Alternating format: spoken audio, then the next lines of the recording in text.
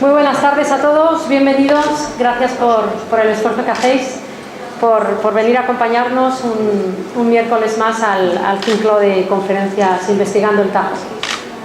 Y más hoy, sabiendo que a las 8 hay concentración, como todos los días 19, que bueno, entenderemos todos aquellos, aunque Alejandro está pidiendo que no os vayáis, pero entiendo que el que quiera asistir a la concentración como un mes más, pues que lo entendemos perfectamente, y Diego también.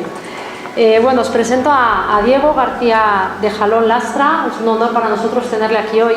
Es catedrático de la Universidad Politécnica de Madrid, de la Escuela Técnica Superior de Ingeniería de Montes, Forestal y del Medio Natural, en concreto del Departamento de Sistemas y Recursos Naturales. Hoy le hemos invitado para estar entre nosotros porque es un gran experto en ecología fluvial aplicada y en particular ha trabajado y trabaja en temas de restauración de sistemas riparios. En concreto ha trabajado sobre temas de establecimiento del régimen de caudales ecológicos, en geomorfología fluvial, predicción de las respuestas hidromorfológicas a las múltiples presiones que sufren los ríos, temas de conectividad fluvial, de evaluación del potencial ecológico en aquellos ríos que son regulados por embalses, siguiendo la Directiva Marco del Agua, en temas de centrales hidroeléctricas, bueno, pues tratando de optimizar su operatividad con criterios ambientales. Ha estudiado en profundidad las comunidades de peces como indicadores ante escenarios de cambio climático, en fin, solo por citar algunas de las investigaciones de un currículum absolutamente abrumador.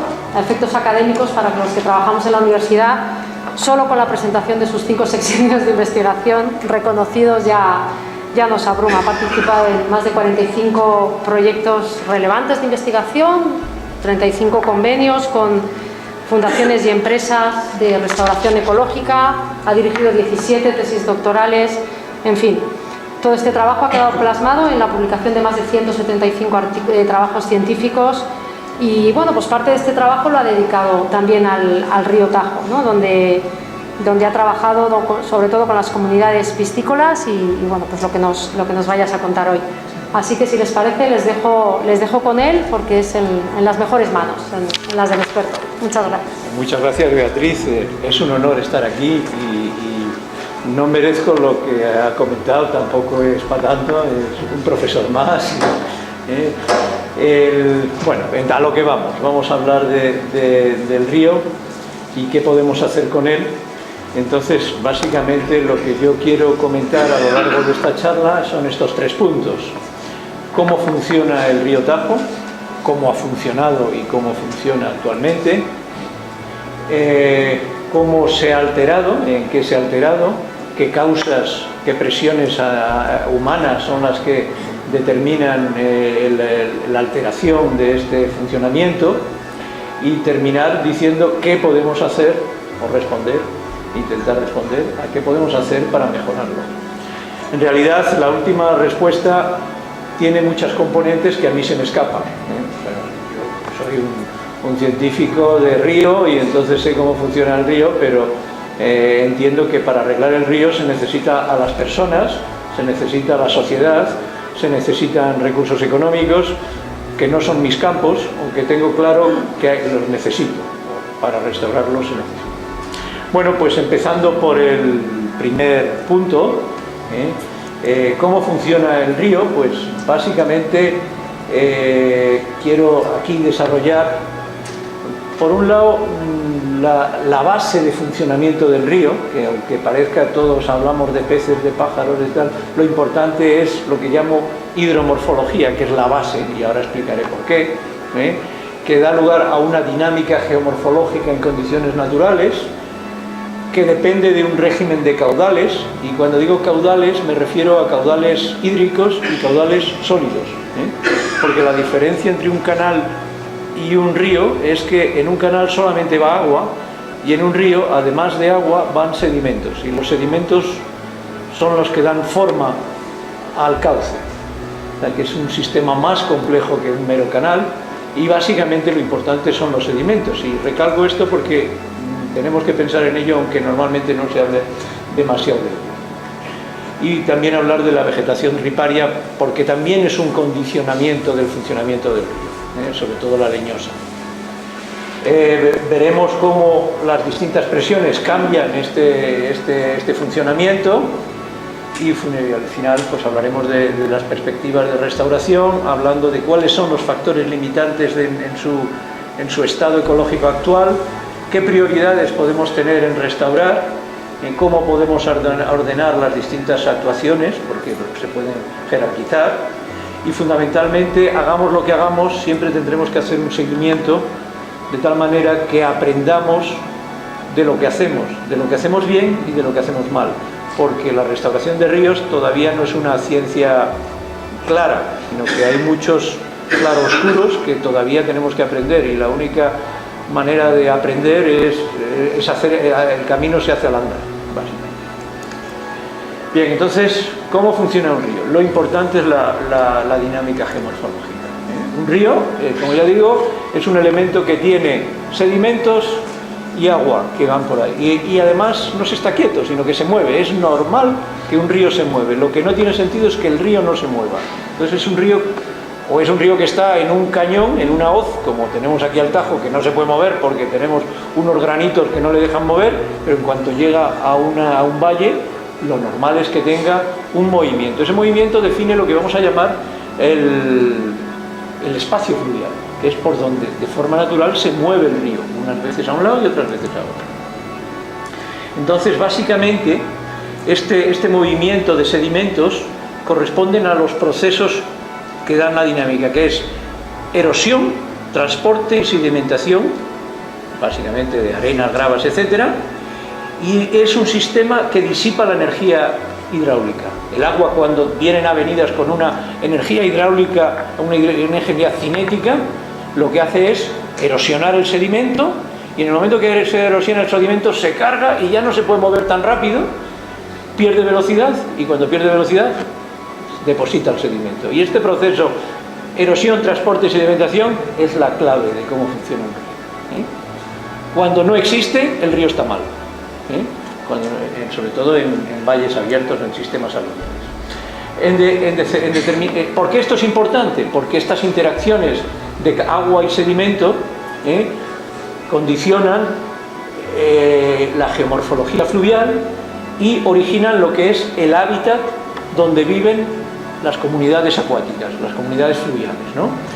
Principalmente caudales y geomorfología, pero ya digo que la vegetación de orilla también, y controla y mucho, o sea, no solamente porque tradicionalmente se hablaba desde una perspectiva geomorfológica de básicamente geólogos que no dominaban el tema biológico, entonces no entendían o no incluían la vegetación de orilla. Hoy en día ya entendemos que los tres elementos son los que controlan los procesos en el río, que es el funcionamiento, y eso da lugar a la estructura que tenga el río. La estructura, pues con sus islas, con sus meandros o sus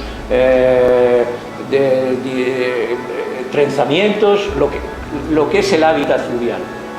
Que un río no es una cosa uniforme, sino que tiene un movimiento, un trazado en planta y una serie de características. Pues eso lo determinan estos procesos que he dicho, y esta estructura fluvial definida de forma natural es la que cumple con los requerimientos de hábitat que tienen las comunidades fluviales, que podríamos decir autóctonas, que han evolucionado a lo largo de los años, de los siglos, y son las que se han adaptado a ese tipo de hábitat y a ese tipo de río. Bien. Esta es una base general. A modo de ejemplo, introduciendo a la hidromorfología y a la vegetación, pues básicamente todo empieza cuando hay una crecida y depositan gravas en un determinado punto. En ese punto tenemos unos bancos de arena desnuda o de gravas, y enseguida se coloniza por herbáceas, especies vivaces, etc. Esas especies vivaces ya sujetan las arenas y las gravas un poco. Viene la crecida siguiente y, como es un rozamiento mayor, sedimenta y más. Entonces da lugar a un suelo o un elemento con más sentido para que ahí crezcan. Ya lo normal es que las especies pioneras son sauces o taráis, que son las que encontramos a pie de agua resistiendo las crecidas, y son las que nacen en este sitio. Entonces eso, a su vez, es más biomasa, hace más resistencia y se acumulan más sedimentos finos, y sobre ahí pues ya salen choperas, saucedas naturales, etc. Pero como os decía, el río no se queda quieto. sino que a lo largo del tiempo se mueve. Y esto que era la orilla, es posible que deje de ser la orilla. Esto es todo un proceso de colonización, en una zona agravera. Y el río se ha ido, aparecen por competencia otras especies y se desarrolla este mismo sistema, que a su vez acumulan, en este caso ya limos y arcillas, ya es otro tipo de ribera, y esto es lo que se llama la sucesión dentro del río, la sucesión ecológica, que al final pues dará olmedas, fresnedas, depende del tipo de río que estemos. Esto es lo que se define bueno, y después, en algún momento, el río se vuelve otra vez para allá y vuelve a erosionar esa zona que ha creado. Esa es la dinámica. Y al final, lo que tenemos es un dinamismo espacial, con unos tipos de hábitats diferentes, que es lo que necesitan nuestros elementos biológicos. Las comunidades fluviales, las que viven en un determinado punto, en unos determinados hábitats, son las que satisfacen sus requerimientos fluviales. Esos hábitats satisfacen esos requerimientos fluviales, y esos son las comunidades que tenemos en el río. Normalmente valoramos el estado ecológico del río por esas comunidades, pero no olvidemos que esas comunidades son el fruto de esos procesos geomorfológicos, de ese dinamismo. Sin ese dinamismo no tendríamos estas especies. Bien, pues podríamos hablar de las especies que queráis, podríamos hablar de macroinvertebrados, de avifauna, de lo que queráis. Yo hablo de peces. Bueno, estos serían los que habría en el Tajo en condiciones naturales, en los distintos hábitats. Por supuesto, no es lo mismo el hábitat de montaña que el tramo de llanura, pero tendríamos las comunidades biológicas. Fijaros qué tipos de peces son. Son peces alargados. Eso significa que son peces que están acostumbrados a vivir en la corriente. Es lo que nosotros llamamos especies lóticas. Y esto es lo autóctono. ¿Vale? Seguimos. ¿Cómo funciona? Vamos a ver la historia del río, ¿no? Entonces aquí os he cogido un tramo del Tajo a la altura de la isla. Ya no me acuerdo exactamente dónde está. Yo creo que está debajo de la confluencia del Jarama, pero no me acuerdo en este momento exactamente. Pero bueno, vemos las fotos del 46, del 56, que es de alguna manera la dinámica natural que existía en este río. Veis que hay mucha grava, hay mucha arena. Son fotos aéreas, que normalmente las fotos aéreas se hacen en verano. Luego, lógicamente, el río tenía poca agua porque estaba en estiaje natural. Bueno, pues eso es. Y si buscamos vegetación, vemos un poco de vegetación aquí, vemos otro poco aquí, pero muy dispersa y muy rara. Esa es la vegetación que había en esas condiciones. Si vamos pasando los años, en los años 70, pues ya se empieza a fijar, hay una reducción de caudales porque ya se han empezado a construir los embalses, ya tenemos otro régimen. Una vez que el río está regulado por las presas, es como si dijéramos el río está castrado, está domesticado, y entonces venimos y nos metemos en el río todo lo que podemos. Aquí, pues en este caso, pues extracciones de árido. Extracciones de árido, que es un tramo fluvial. Eso es el dominio público hidráulico. Esta extracción de árido se hizo en el dominio público hidráulico. Pasa el tiempo, hemos acabado con todas las gravas del río y nos vamos. Entonces dicen, bueno, pues vamos a aprovecharlo, vamos a tener una agricultura intensa. Efectivamente, hay una ocupación agraria. Bien. Y como eso se inunda porque hemos rebajado el nivel, pues hacemos unas motas. Esta es una sección del río en esta zona. Entonces, la zona en que hemos sacado las gravas es esta zona de aquí, que la tenemos que proteger, y ahora la tenemos de producción agraria. En definitiva, hemos robado al río la ribera. Consideraciones, me salgo de lo que explico, dices, me voy a la ley, dices, esto es dominio público hidráulico. El dominio público hidráulico es imprescriptible, por lo tanto, aunque lo haya ocupado, aunque este terreno esté en manos de fulanito o de menganito, esté en el registro de propiedad, no prescribe, sigue siendo público. Aunque lo ocupen 100 años o 200 años, da igual. Por lo tanto, pues esto lo digo para luego hablar de restauración, ¿no? Diciendo, esto es así, pero no. pero puede cambiarse, es reversible. Aquí os pongo otro ejemplo, en este caso a la altura de Algodón, donde está ahora hay un aprovechamiento energético de centrales térmicas a esta altura. Esto es como era en el 40, en el 50, cómo va cambiando, más o menos, como podéis ver, va cambiando de la misma manera. En este caso no hay extracción de áridos, pero la ocupación del territorio fluvial, más o menos, esta zona de aquí era esta zona de aquí, que la han ocupado. O sea que el proceso es el mismo, se puede generalizar. Y aquí lo mismo, ocupamos una zona y además lo protegemos con una mota, con una defensa frente a inundaciones. Porque aunque no se vean las fotos, alguien ha sacado gravas, porque si no, no estaría así de abajo. No es natural esto. Bien, esto es una ilustración de lo que es la dinámica geomorfológica que hemos perdido. Analicemos los caudales del Tajo.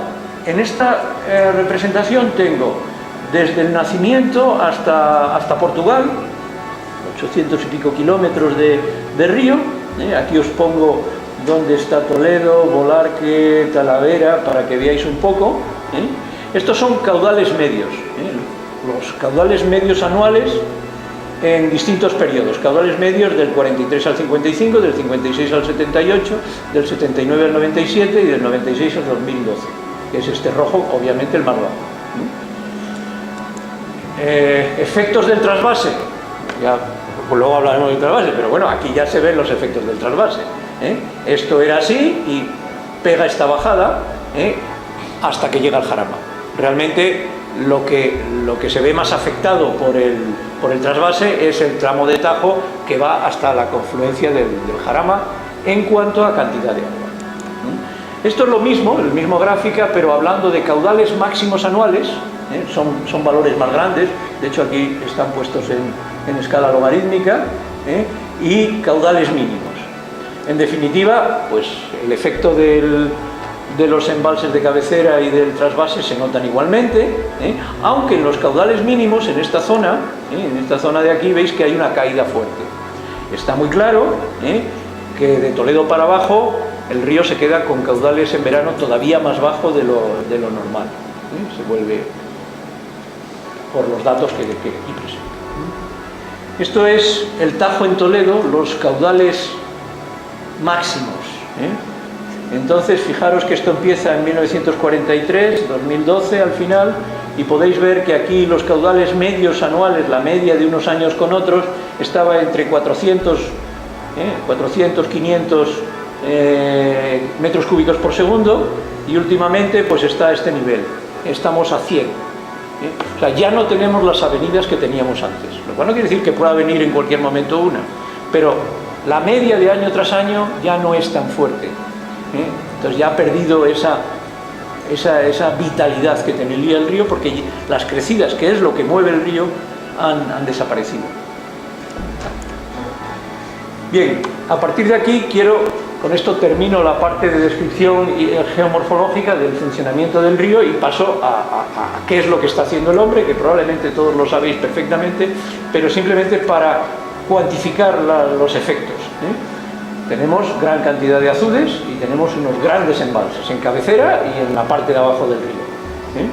Tenemos el trasvase, tenemos extracciones de agua diestro y siniestro para regadíos, tenemos extracciones de áridos. Fijaros que el Tajo se nutre en gran medida del Jarama, y el Jarama le nutre de agua y de gravas.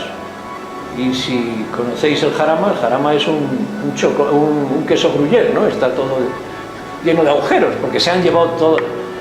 Madrid se ha construido con las gravas del Jarama en gran medida, ¿no? Entonces el río ya no tiene gravas. Luego al Tajo ya no le llevan gravas del Jarama, obviamente de cabecera tampoco, porque están los grandes embalses del Tajo que no sueltan nada.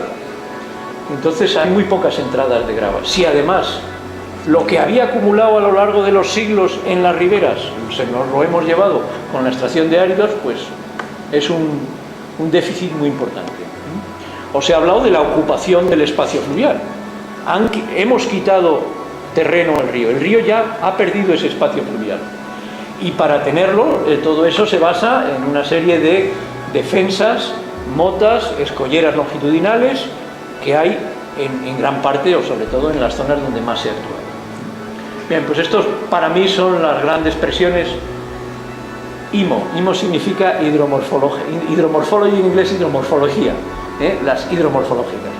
No estoy comentando la más importante, que es la contaminación, que sería el factor limitante, porque mi restauración no es una restauración de ingeniería sanitaria, de construcción, plantas de tratamiento de aguas residuales, ¿no? O sea, eso es una técnica que se conoce, que el único problema es que cuesta dinero el hacerlo, y sobre todo cuesta dinero el mantenerlo, y alguien lo tiene que pagar.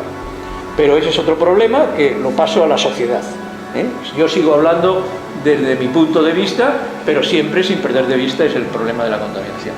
Bueno, uno de los primeros cuestiones son las grandes presas. No, simplemente he puesto esto para está en inglés además, qué vergüenza, es que se me ha ocurrido al último momento.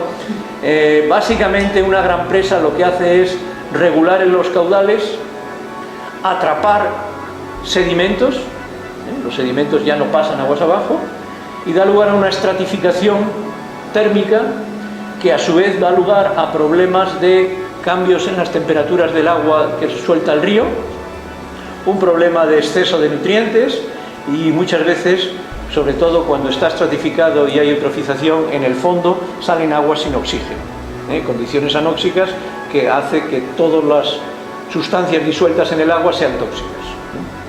Bien, estos serían variables para analizarlo, pero no quiero... Entonces, hablo de grandes presas, pero si empezamos a ver todos estos puntos son presas y presas pequeñas, al final, si medimos lo que remansa cada uno de estos pequeñas presas y grandes embalses, al final, la mayor parte del río Tajo, del río Tajo, está empantanado. Son aguas empantanadas, no son aguas corrientes. Por lo tanto, no son ríos, son lagos, de alguna manera. Pues algo intermedio, o vete tú a saber lo que es. Pero desde luego no es río. Y luego, cada presa, cada azud, es un obstáculo, sobre todo para las especies migradoras o los sedimentos. Bien, esta misma figura, poniendo un poco los grandes embalses. Los pequeños embalses aquí no se ven, porque los grandes embalses son los que limitan, pero ya podéis viendo que casi todo, que hay bastante, sobre todo en la parte de abajo, todo es, no hay río.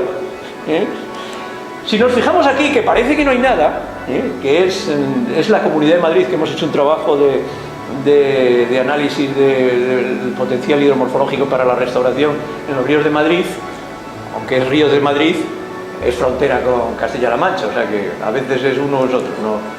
Pues aquí veis que hay muchos saltos. Este tramo que os he puesto en rojito es todo esto, y al final hay muchos inconvenientes, hay muchos presas y azudes, ¿no? Por lo tanto, esto es un tema importante, es una presión importante. Fijaros qué significa esto, porque claro, nos parece que el trasvase del Tajo Seguro es importante, que lo es, pero ¿de qué sirve pasar agua por un embalse si el agua está parada? No es un agua fluvial, desde el punto de vista del sistema fluvial no le ayuda para nada. Otra cosa es que sean para los recursos hídricos para utilizarlos en Castilla-La Mancha, eso es otra cosa. Pero desde el punto ecológico, mientras tengamos el río así de cosido de embalses, no afecta para nada. Aquí tenéis los caudales trasvasados a lo largo de los años. Yo, como trabajo en ríos, hablo en metros cúbicos por segundo. Los ingenieros hablan en hectómetros, en aportaciones, hectómetros cúbicos, que son millones de metros cúbicos al año. Pero bueno, son unidades. Lo primero que tengo que decir es que el trasvase no es la cantidad de agua, es que es agua limpia y cristalina.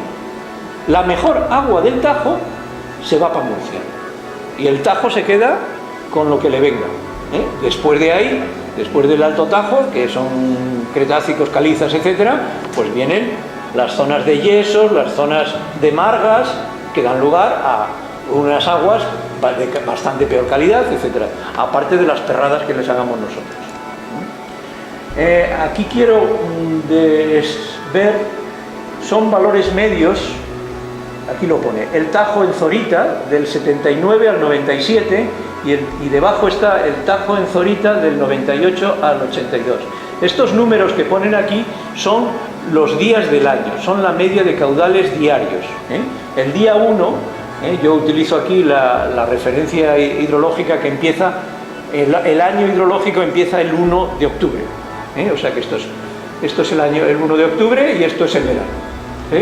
Entonces, aquí está en verde las condiciones naturales. En condiciones naturales, ¿cuál sería el caudal? En rojo es el caudal, el caudal que circuló del 79 al 97. Y en azul sería si le hubieran soltado si no hubiera habido trasvase. Esto es en el año en los 80-90 aproximadamente. De los años 2000, esto pasamos aquí. Lo que está en verde es el régimen natural, que ese es el mismo. Y abajo tenéis la diferencia entre uno y otros. Veis que la cosa ha ido a peor. Se ha trasvasado más agua en el trasvase. El siguiente es más abajo, en el embocador, y es lo mismo. Entonces, pues podéis ver las diferencias entre el azul y el rojo. Es el agua que ha circulado y el que circularía si no hubiera habido trasvase, para tener una idea de lo que significa en un régimen natural. Esto es lo mismo ya más abajo, en Toledo y en Talavera. Y entonces veis que la diferencia entre el azul y el rojo cada vez es menor, obviamente, porque ya han recibido el Jarama y otros afluentes, sobre todo el Jarama, y a partir de ahí, pues lo que se lleva el Tajo es más insignificante, o no importa tanto, en el tema del trasvase, pero es que hay otras dimensiones, o sea que no es. Y esto que está en azul y en rojo es aprovechando el agua como lo estamos aprovechando actualmente, tanto en la Comunidad de Madrid como en la Comunidad de Castilla-La Mancha. Lo que ha circulado, o sea que ahí no hay ni trampas ni cartón. Bien, otro tema. La central nuclear de Trillo también está en cabecera, más arriba incluso, y evapora 1 metro cúbico por segundo, de media al año. Y esto es agua limpia y cristalina. Dices, no es tanto como el trasvase, que la media está en 7, 8, no, es 1. Bueno, vale, pero 1, es la séptima parte. ¿Y por qué lo perdemos? Si no, ¿se puede refrigerar la central nuclear de otra manera? Sí, como hacen en Almaraz, con recirculación. ¿Por qué no lo han hecho ahí? Pues no me digas, pero no tiene sentido que el agua pura la evaporamos, y en cambio el agua sucia de Almaraz lo recirculamos y lo calentamos. Es algo demencial, pero esa es la realidad. Yo no soy experto en centrales nucleares, pero desde el punto de vista de mi río, es lo que he hecho en falta, ¿no? O sea que esto también es importante. Bien, bueno, con esto yo creo que he comentado más o menos las cosas más o menos importantes. No he cuantificado las motas longitudinales, lo estamos haciendo, pero eso necesita un trabajo de mayor detalle, que es el otro tema que no he hablado, y la extracción de áridos también es otro tema que tampoco he tratado porque no lo tengo cuantificado, pero que hay que cuantificarlo, que tenemos que saber cuál es nuestro déficit de sedimento, que es mucho. Entonces vamos a ver perspectivas en la restauración. Vamos a qué podemos hacer para mejorar esta situación. Entonces, en este mundo capitalista que vivimos, todo depende del dinero.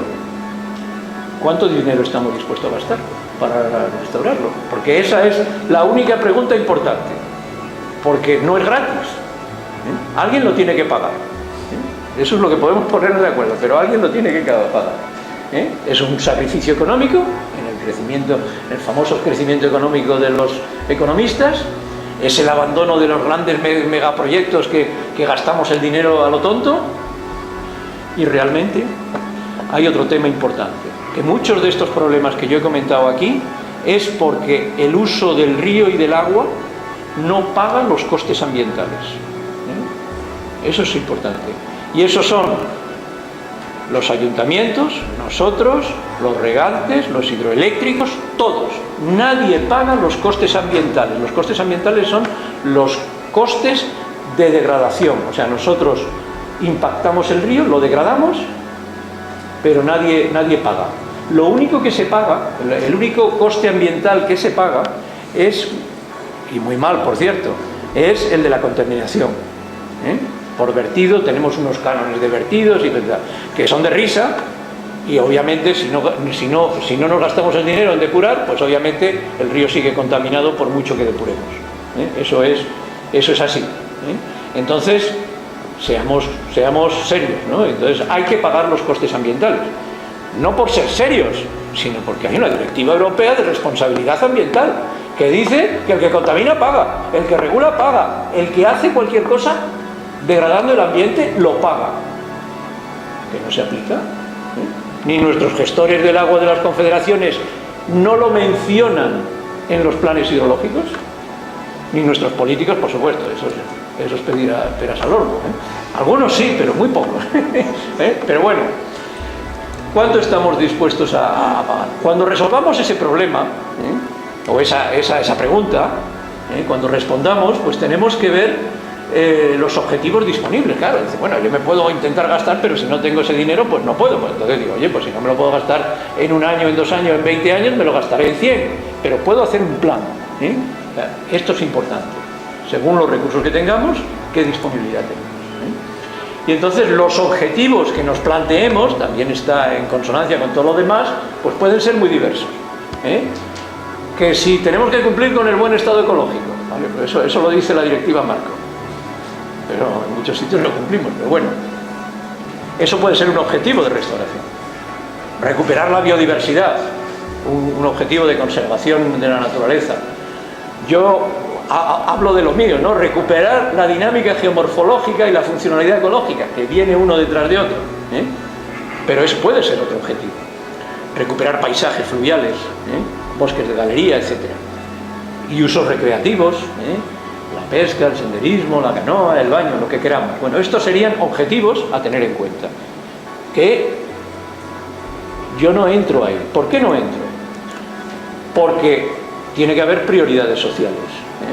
Y por lo tanto, el plan de restauración del río Tajo tiene que tener una participación pública, y son los que tienen que decidir. La sociedad es la que tiene que decidir. Con una buena información, tienen que decidir qué es lo que se hace, qué es lo que se gasta y cómo se implementa. También tienen que participar en la implementación de las medidas de restauración, porque como dejemos a los técnicos solos en esa última fase, nos hacen cosas bastante fuertes. O sea que es importante esa participación pública desde el principio al final. Y una vez que esto está claro, tenemos que tener una ordenación jerárquica de actuaciones, porque las cosas se hacen primero uno y después otro, porque los edificios se hacen primero la cimentación y luego todo lo demás, pues primero en respuesta a lo demás, si lo que queremos es una restauración ecológica o simplemente una rehabilitación. Si no tenemos dinero o no nos interesa, por la razón que sea, nos puede interesar una cosa. ¿Y eso qué significa? Restauración ecológica es coger una estructura fluvial que sea el resultado de su funcionamiento.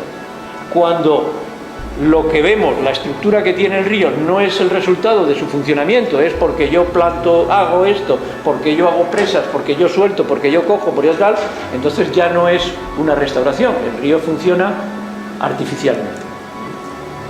Y para ello, para implementar esta ordenación jerárquica, decídase lo que se decida, obviamente hay que hacer un plan de restauración a largo plazo, porque es mucho el tomate.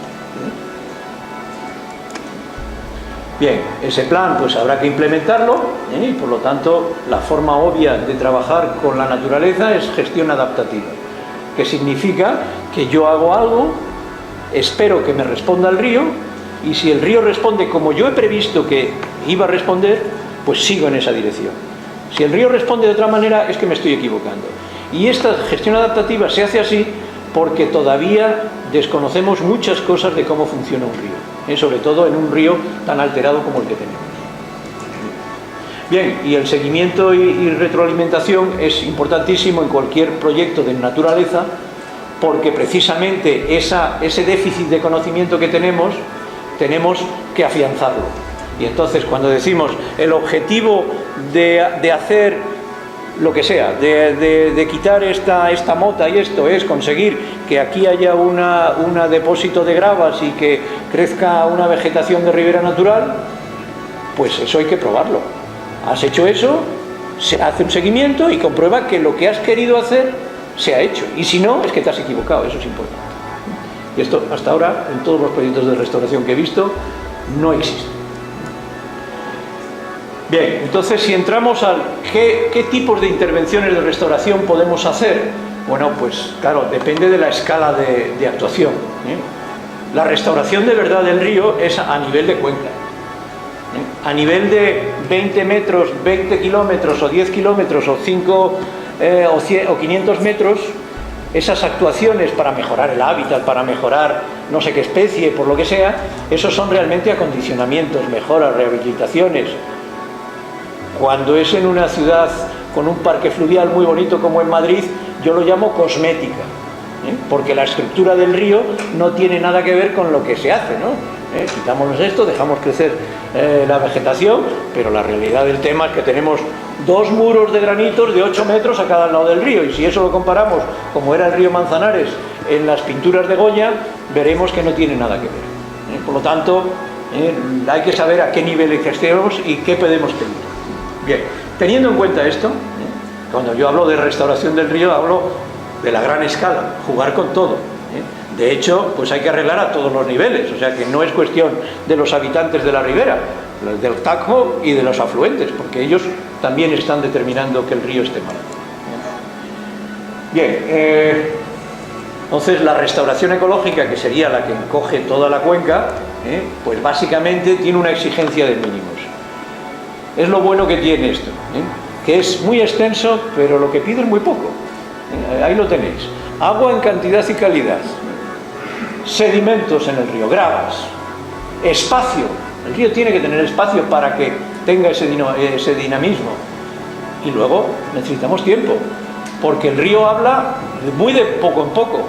¿Cuándo habla el río? El río habla cuando viene una crecida enorme que remueve todo y remodela todo. Entonces habla el río. Pero esas grandes crecidas cada vez son más raras, y por lo tanto esas respuestas cada vez son menores, son menos frecuentes. Bien, ¿qué tipos de actuaciones podemos tener? Pues muchos tipos. Aquí os pongo algunos ejemplos, ¿no? Yo quiero conseguir más espacio para el río. Me han quitado el espacio, vuelvo a conseguirlo, ¿eh? Yo necesito implementar unos regímenes de caudales ecológicos. Esto es un tema de una actuación de restauración. Eliminar restricciones, eliminar barreras, presas, motas, diques, todo. Eso es también restaurar el río. En definitiva, dar libertad al río, dar espacio fluvial, que básicamente lo que se pretende es aumentar la dinámica geomorfológica, pues bueno, pues recuperar antiguos meandros, el perfil longitudinal natural, si hay lugar, porque hay veces que estas cosas no son necesarias o no son posibles. Muchas veces, en la mayor parte de esto que estoy hablando de aquí para arriba, se habla poco.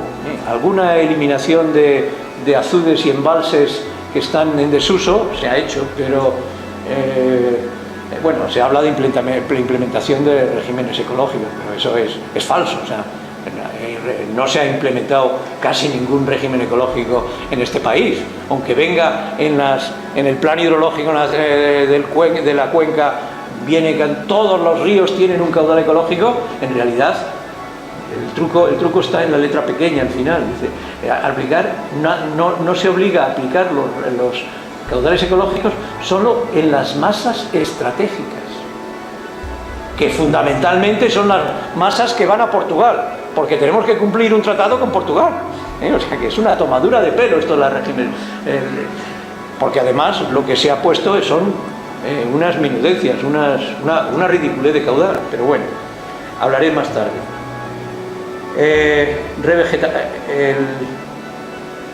La revegetación, estoy comentando, es lo que todos los proyectos de restauración hacen. Todos tienen una componente de plantar árboles, de tal.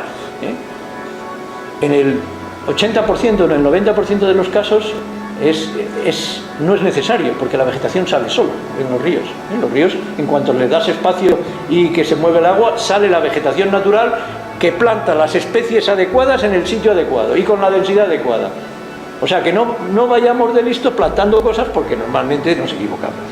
O sea, todo esto es uno de los problemas que tienen los botánicos cuando van a los ríos, es las especies que se encuentran. Porque pero si esto no es aquí, esto no es de aquí, tal. Pues eso, pues ha venido un señor y ha dicho, vamos a repoblar fresnos, y ponen el fresno del Pirineo en vez del fresno angustifolia de aquí, cosas así. Muchas veces se habla de mejora de hábitat porque estamos mejorando el hábitat de unas especies protegidas. Otras veces se habla de bandas buffer para evitar la contaminación de la agricultura en el agua. En cantidad de sitios el problema es la inestabilidad de las orillas, que hay que proteger. Claro, el dueño del terreno al lado del río, que el río está erosionando y le está llevando la tierra, obviamente dice eso, pero nosotros como sociedad no tenemos que decir eso. De toda la vida, cuando tú tienes una tierra, viene el río y te lo quita, la has perdido, y el de enfrente la ha ganado, y eso ha sido como ha ido siempre. Cuando tú tienes un terreno al lado del río, tú sabes que tiene ese hándicap. Por otra parte es mucho mejor porque es un terreno más fértil, más húmedo, etc. Todo tiene sus ventajas y inconvenientes. Si no quieres que el río te lleve tu tierra, cómpratelo en la meseta, el terreno, y ahí no tienes ese problema.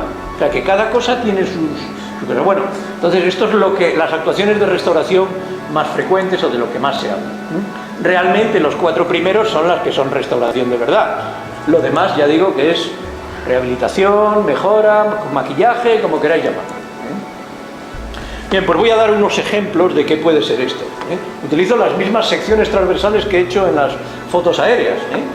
El río Tajo, no sé qué de isla, me parece que era. Pues ¿cómo lo podemos arreglar? El río queda encajonado, con una mota, con toda la tierra que he quitado. Hay un proceso geomorfológico que no he hablado, que aparece debajo de los ríos y en el Tajo puede ser muy grande, que es la incisión. En los terrenos llanos hay un proceso de incisión que pierde cota. Y entonces, ¿cómo se arregla? Pues decir, oiga, todo este terreno, o bien lo he hecho aquí, y esto de aquí, ¿dónde lo he hecho? Pues al río. Sobre todo es cuando la mota está hecho con cantos rodados gruesos, que muy frecuentemente en las explotaciones de áridos los cantos grandes no valían para nada y los utilizaban para hacer motas de protección. Pues al río, que el río los agradece porque son del río al fin y al cabo.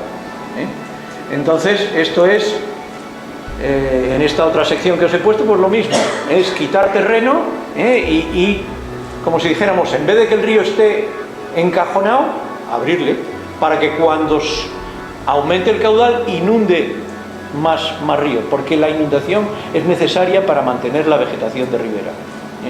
Hoy en día tenemos una vegetación de ribera muy estrecha.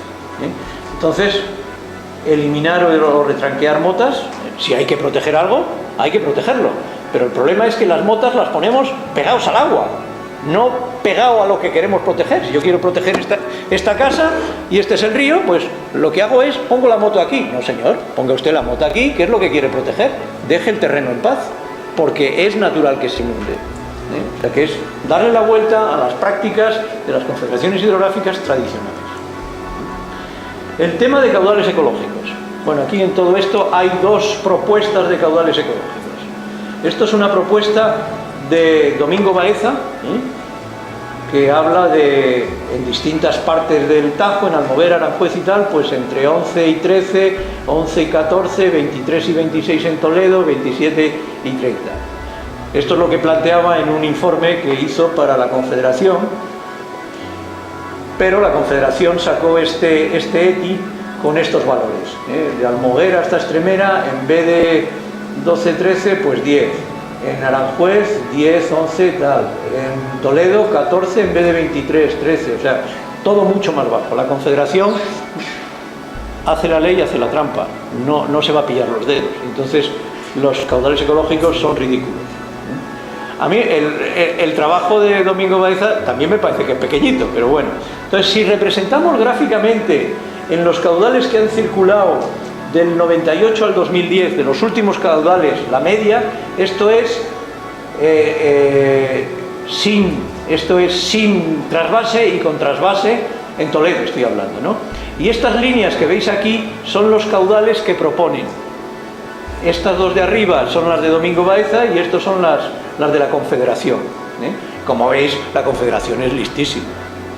Pide unos caudales ecológicos que están por debajo de los que circulan normalmente.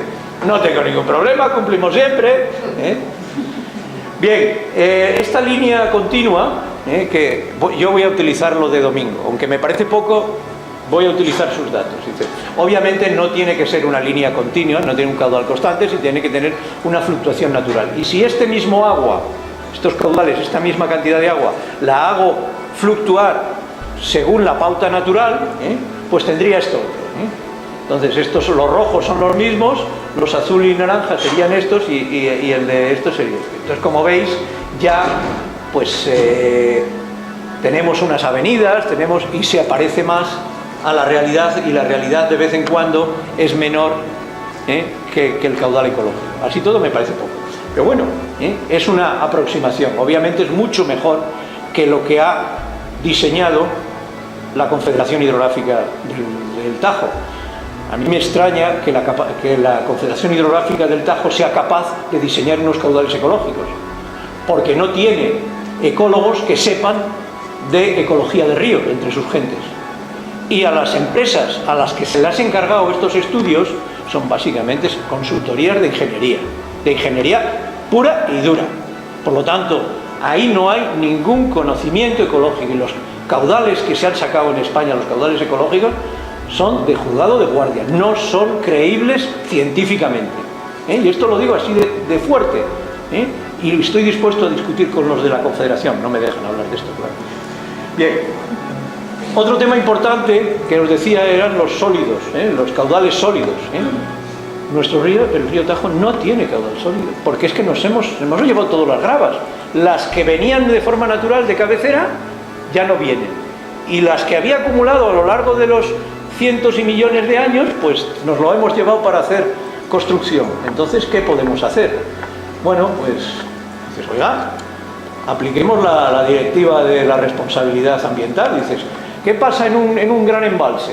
Que viene el río con sedimentos y los deposita en la cola del embalse, ¿no? Pues cojan ustedes esos sedimentos y échanlos en la presa. Dice, ¿cuesta dinero? Sí, pero es el impacto que tú estás haciendo. Págalo, que es tu obligación.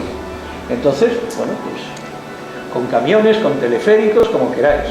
O bien, también se pueden permeabilizar las presas, que abran los caudales de fondo cuando viene una crecida para que se lleve todos los sedimentos.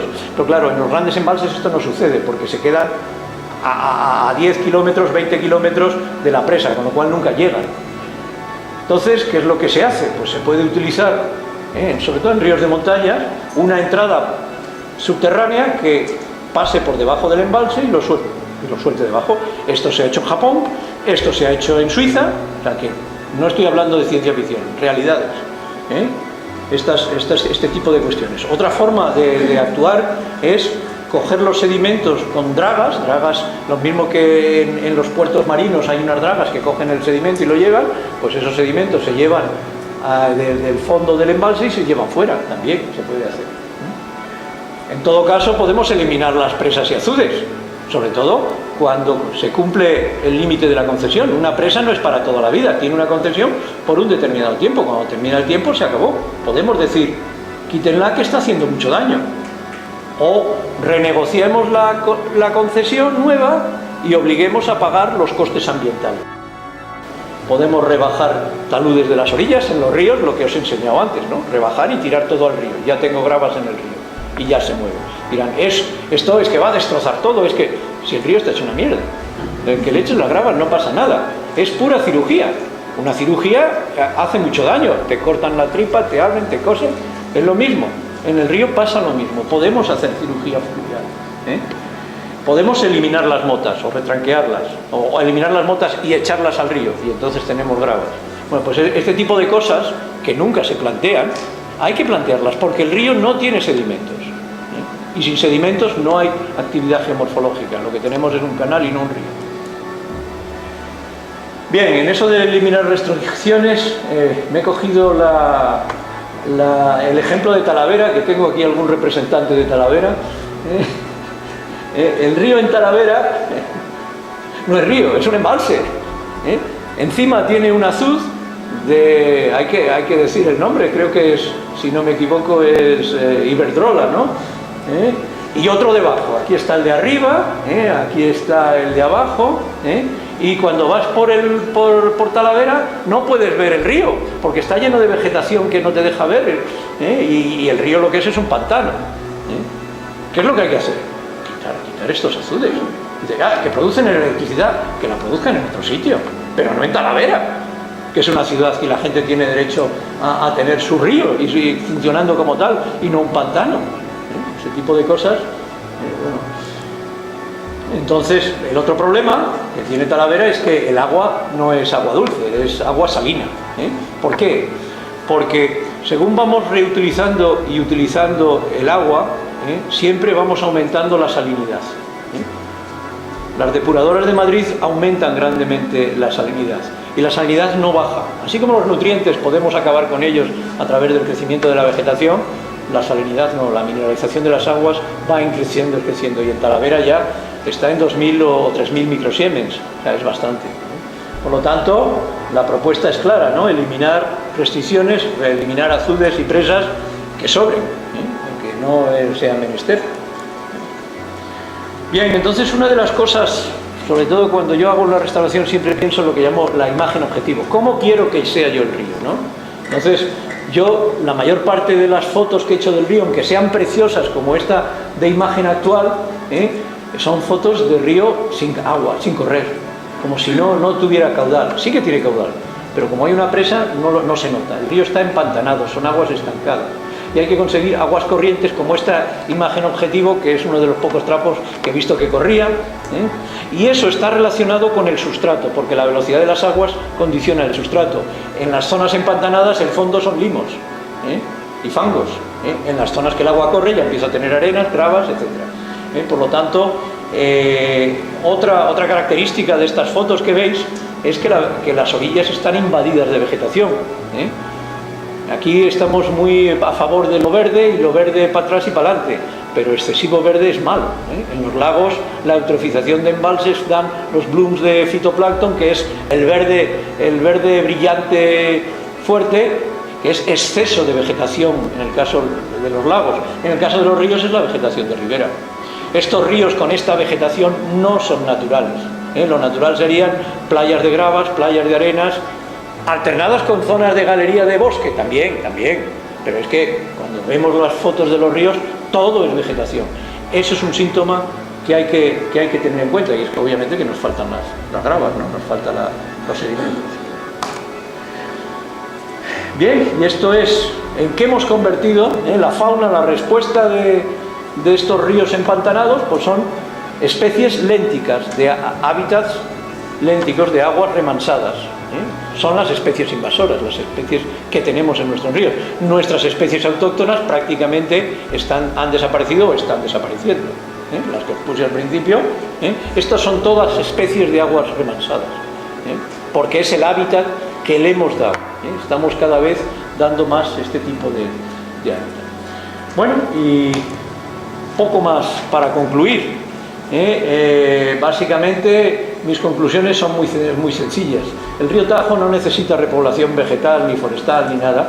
No necesita aparcamientos, ni sendas, ni caminos, ni highs para ver las aves. No necesita patos. Los patos son unos animales que les gusta la mierda.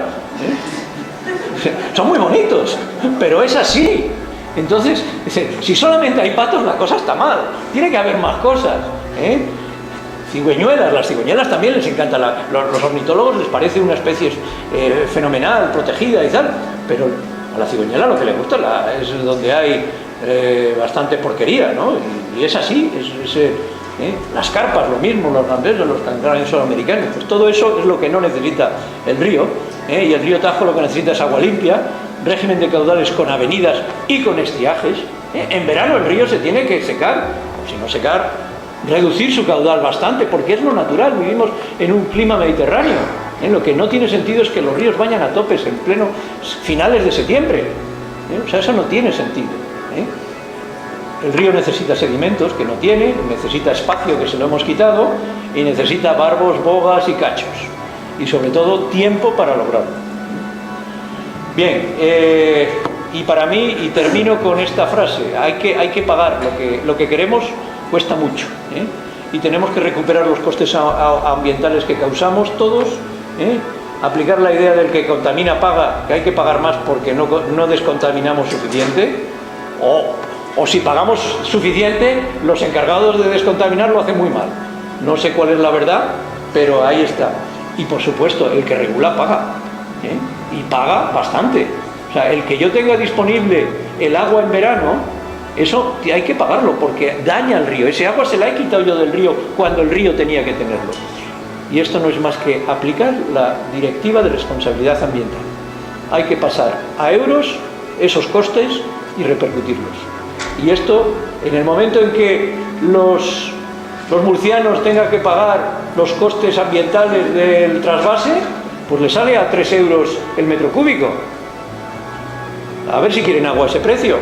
Dirán que no, que prefieren desalar del mar. Bueno, vale, bien. Las cosas se arreglan haciendo números y, bueno, con esto creo que termino. Gracias por